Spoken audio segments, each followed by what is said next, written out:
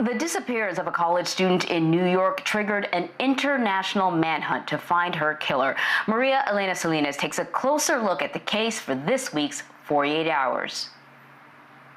When Binghamton University nursing student Haley Anderson first disappeared from her off-campus apartment in March 2018, her close friend and roommate Josie Arton says she wasn't alarmed. I didn't think, oh, something terrible has happened because, Haley's a big girl.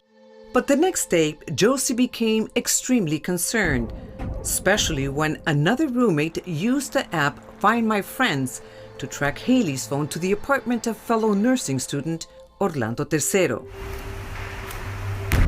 Tell me about Orlando. Orlando is charismatic. Orlando's close friend Jesse Bua knew how much Orlando liked Haley. The first thing I thought was maybe they had eloped. But Josie didn't trust Orlando and went to his apartment in search of her friend. When no one answered the door, she climbed through a window and found Haley. I didn't know for sure that she was dead at the time. She just was so pale, Haley had been strangled to death, and Orlando Tercero was gone. So this is the house that Orlando lived in? That is correct. Binghamton Police Lieutenant Corey Minor led the investigation into Haley's death and Orlando's disappearance. There's several different cameras on the house. The camera on the front of the house shows Miss Anderson and Mr. Tercero walking into the residence on March 8th. Hours later, Orlando could be seen leaving the apartment alone, suitcase in hand. Born in Miami and raised in Nicaragua, the dual citizen drove to New York's JFK airport and left the country. Who picked him up at the airport in Nicaragua? To this day, I don't know. Binghamton's former district attorney, Stephen Cornwell. When I learned he was in Nicaragua before we could get to him, the first thing I thought was, no way, he got away with murder.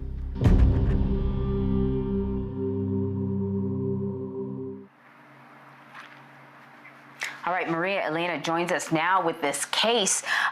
Maria, do we know what happened to Orlando once he went to Nicaragua? Hello, Anne-Marie and Vlad. Good to talk to you. Yes, well, he went to Nicaragua because that's where his family lived. That's where his mother lived. And apparently he stayed with his mother in his hometown of Chinandega for a few days. And then she took him to the hospital, and it was in a hospital in a different town where he was actually arrested. At that point, there was not an order for his arrest, and the U.S. authorities had not requested his arrest to Nicaraguan authorities. However, he was detained because of the extensive media coverage that this case had received. Of course, everyone in Chinandega and all his friends had received word from the U.S.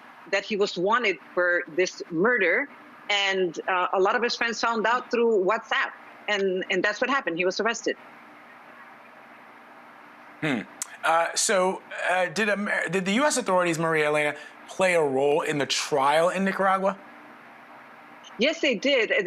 First they requested the extradition, but remember, he's a dual citizen. He was born in Miami, but he was raised in Nicaragua, so he has dual citizenship.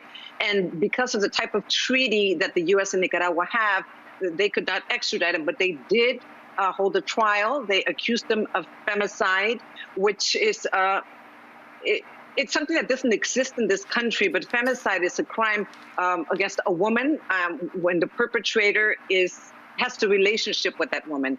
And actually, it's worse than murder in Nicaragua when you're accused of femicide. Now, I think one of the most interesting things is the way the trial went on, where it was held in Nicaragua under Nicaraguan law, yet the witnesses testified from Broome County, where the crime took place, in the Broome County District Attorney's Office. So it was an interesting thing. It was before the times of coronavirus. This was done via conferencing. And it's the first time that this has been done in the U.S. and in Nicaragua. So there was this cooperation that led to the outcome of the case. And hopefully you watch the story tomorrow at 9 Central, so that you can see the outcome of the story.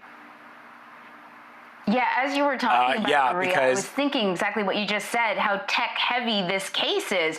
Find My Friend, WhatsApp, and now this sort of teleconferencing in terms of the witnesses is fascinating. Right. Yeah, it was really interesting, and it was a surprise to everyone, of course, and especially the DA, because the DA was informed about 8 days before the trial and had to put together this case, send the information to Nicaragua, and then, of course, and we have different judicial systems in both countries, and they had to find translators that were familiar with the judicial system of both countries in Broome County and in Nicaragua. But I think everyone seemed to be pretty impressed on how it all worked out. I know that Haley's family, and I did talk to her mother, was very satisfied with the outcome and with the fact that the Nicaraguan authorities actually put Orlando Tercero on trial. They thought that he had gotten away with murder and that he would be protected in his country.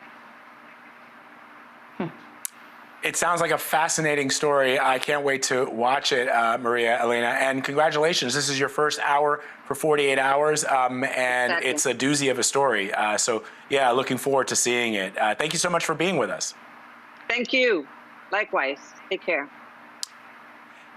Thank you. You can watch tomorrow's episode on the murder of Haley Anderson. That will run at 10 p.m. Eastern on CBS, and you can also stream 48 Hours on demand on CBS All Access.